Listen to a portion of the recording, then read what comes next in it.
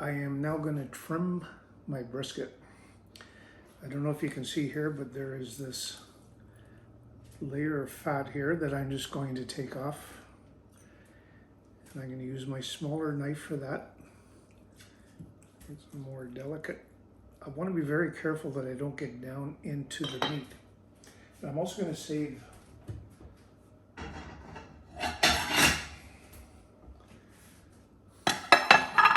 this fat because I'm going to render it and make it into some tallow. Smoked tallow, which is basically beef fat. Lard is pork fat and tallow is beef fat. I'm figuring I'm probably going to get about 2 pounds of fat off of this brisket. So it's a good idea to put it to use rather than just throwing it in the garbage. What I'm looking for here is to get down this, you see a lot, I don't know if you can see this or not, how that's not good eating fat. I want to take that off for starters. I'm going to move to a bigger knife here because what I'm going to do is I'm going to make a complete nice slice right down there, and I'm going to take that whole section off. Now you might consider this waste of a little bit of meat because I'm going to take some meat off, but this meat wasn't going to survive the cook anyway.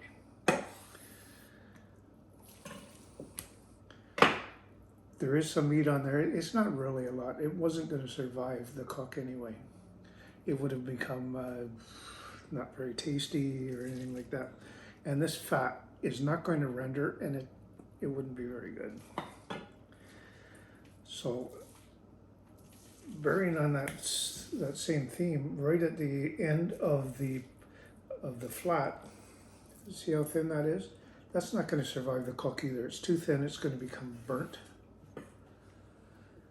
Again, that's a little bit of meat in there, but it can be cut up into chunks and made into chili or something like that. This is much thicker now that will do well on surviving the cook.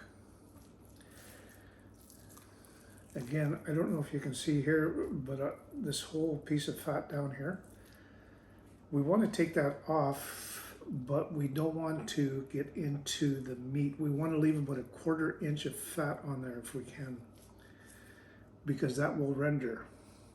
Once you get into the good fat, it becomes soft, kind of like buttery type of a taste. It'll almost melt in your fingers.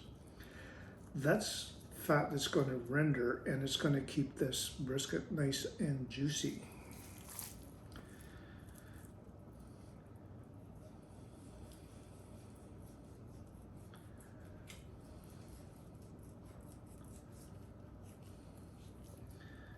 Again, you can see that I'm leaving about a 1/4 inch of fat there. There's a little section can come off there as well. See how flaky that is? That actually could have stayed. That would have rendered out pretty nice.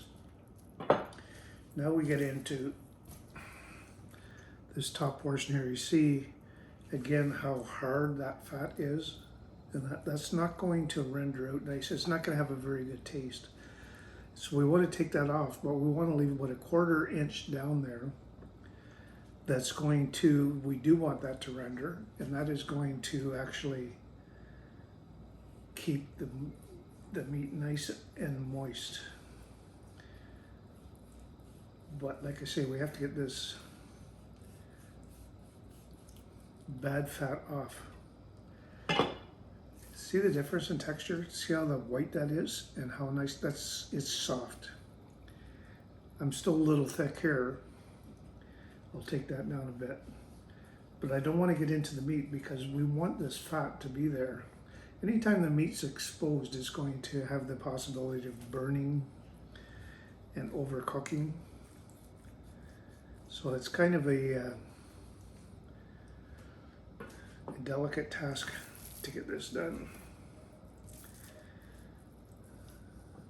Again, down here, you can see that I don't like the texture of that fat. I want to get that off, but I don't have a lot of wiggle room here.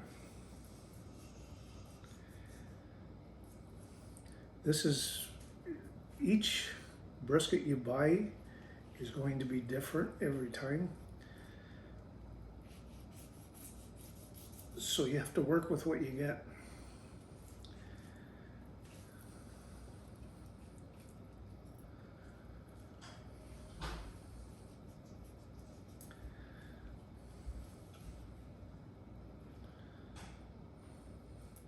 I am going to render this fat down though to make some tallow, which you can use on steak, or even to, when you wrap this in butcher paper, to put it in there and just give you a ton of moisture. You see that I took a little bit too much there. I have some meat. It's not the end of the world, but you want to try and avoid that if you can.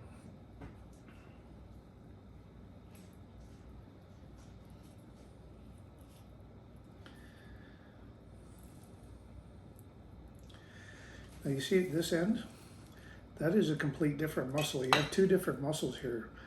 That this is your point down here, or your flat down here. This is the point. That's two different muscles. And this is actually a third muscle on the end here, which you want to take off. You don't want that. That's not actually part of the brisket. It all depends on the butcher when he's butchering the animal. And I'm still down here pretty thick on the fat, more than the 1/4 inch that I want.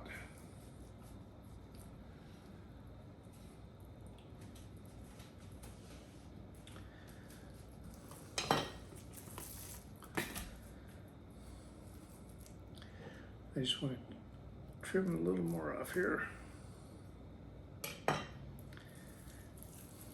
And you can see that's coming along. That's a nice piece of meat now. Now down in here, you see this fat here? That is a seam fat. That is actually where the two muscles meet. You've got your flat here, and then right around here, that's the bottom part. That's one muscle down there, and then this is the second muscle up there. And that's quite a thick piece of fat down there. You can take some of it off, but you don't want to be too aggressive about it, because you'll just create a cave down there, which is going to be exposed to the heat and burn. That looks pretty good, actually. Nice now. So you can see that I've got most of this was actually a very nice brisket. See the nice marbling down there? You want that marbling. It was not an excessive amount of fat, but it was, yeah, this is actually pretty good. This is a pretty good brisket. Okay, so that's our trimming video. Okay, here we are. It's 4 o'clock in the morning. Get the brisket out. Getting ready to get things going on the barbecue. First, I'm going to slather it with a mixture. This is 50/50 pickle juice and mustard. And I'm just going to give this a good little slather here to bind my spice mixture onto the brisket.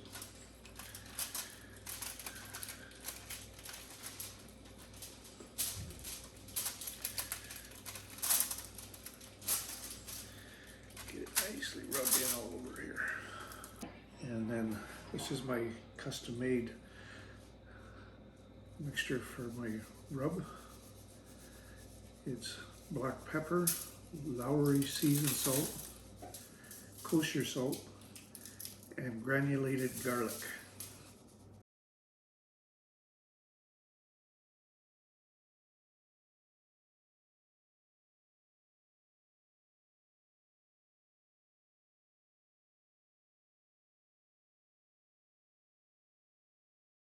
Got the barbecue out there warming up right now as we speak.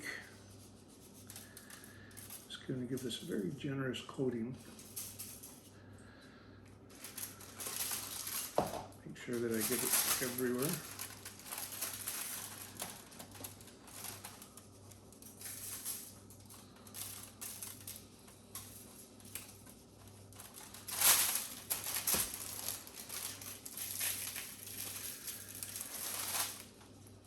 Okay, it's going to take about 20 minutes for the barbecue to get up to heat. In the meantime, this is going to sit here and temper. Bring it up to, start headed towards room temperature. There, that should do. I think that looks awesome.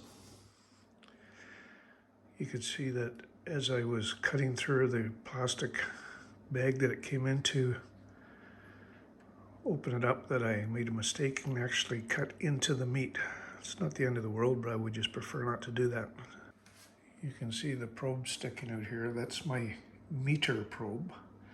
The portion that is sticking out will give me the ambient temperature on the barbecue, and at the same time give me the internal temperature of the meat. Through the app on my phone, I can follow the cook and get a history of it, which I will show you later on. As you can see from the attached screenshot from my meter probe, we've hit an internal temperature of about 170. I'm going to see if that's on a stall, and if it is, I'm going to be wrapping in butcher paper very soon. Okay, 5 hours in, and I have it wrapped and back on the barbecue at an internal temperature of 175, and we're headed for 203 degrees. Okay, the brisket is off, wrapped in the towel, into the cooler. It is now 12:15, so it's just a little over 8 hours since it went on the barbecue. And it's going to sit in there and rest for about 5 hours in the cooler. Okay, here we are with the big reveal. The towel is now coming off 4 hours later. And this is still warm. Zoom in on this. Look at that. The butcher paper is just totally soaked up. Well, that meat feels like it's just going through butter. It's still 140 degrees. That's just awesome. That is perfect. There's what your paper is on top.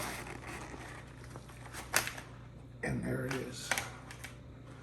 Oh, yeah, baby.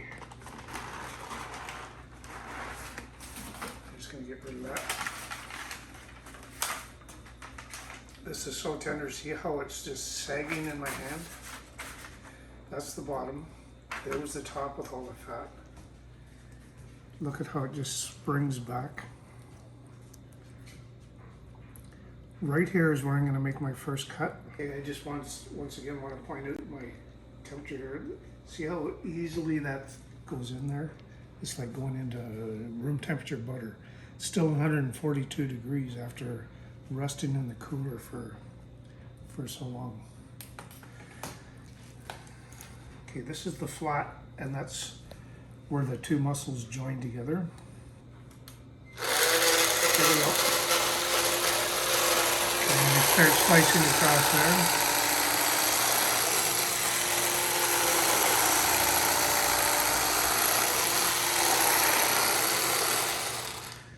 That's the 1/4 inch of fat that we left on the top.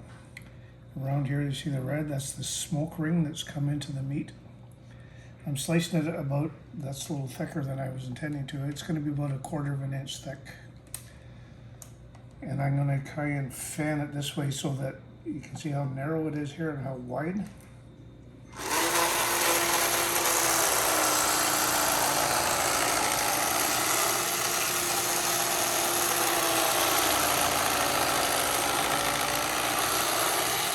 You can see how it's just glistening, how moist that is, even right down here in the meat. And this is the flat, that's the least fatty part of it.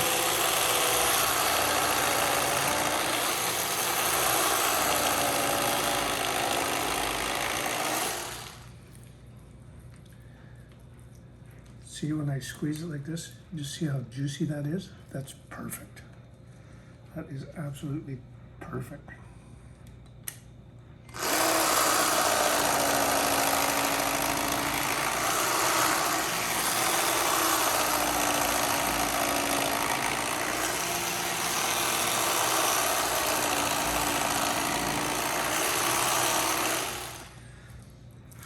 It pretty much takes up the fat. Now the fat continues to run underneath here, and this is the point on the top, and you see that piece of fat under there that we kept in there to maintain the moisture.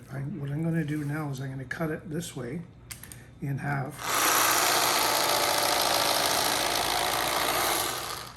You can see, look at that. Isn't that, look, see how juicy that is?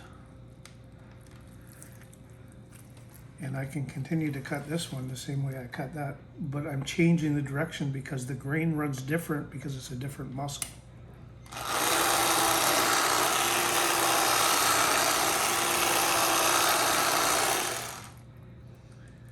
Just look at that. That is heaven right there.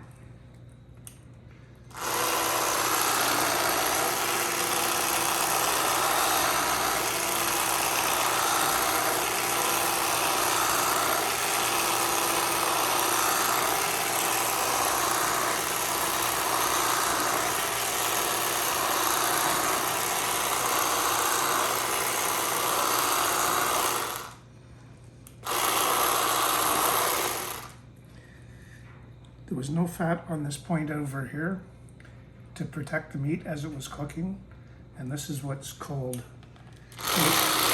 normally the burnt end. That's the chef's cut, and I'll share some of that with my videographer.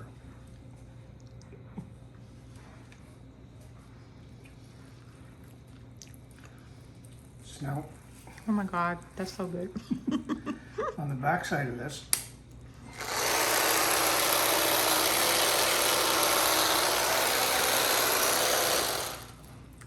there's that fat cap that we only left it in there. That's the fat streak that goes in between the two muscles. The only reason I left that in there was for the structure to keep the meat together while it was cooking. And you really don't want to eat that.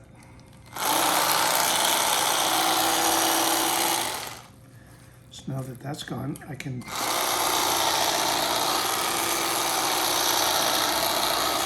again, you'll notice I'm cutting across the grain here.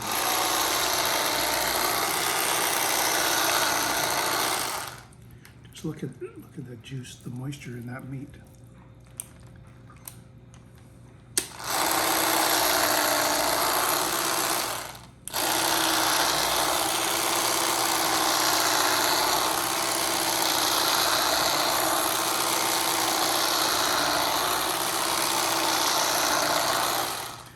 You can see what I'm talking about, the grain there. Look at, just give you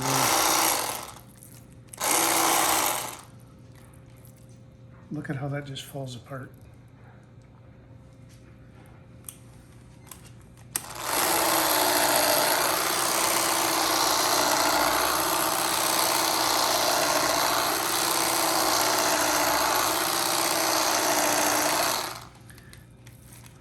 Now I'm going to turn it on its side here a bit because of the fact that I want to continue to do the best I can with the grain.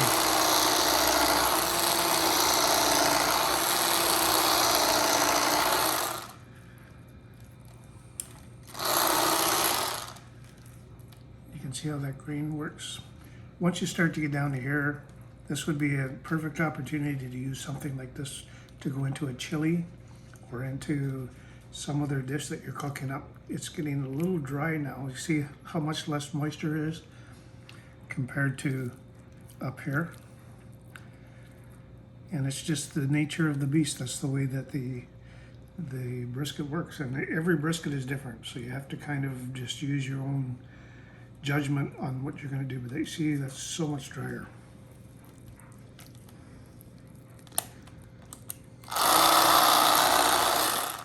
But that bark is so good.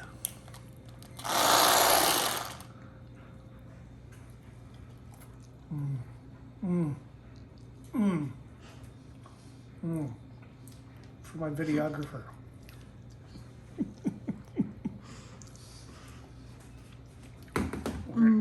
It's amazing.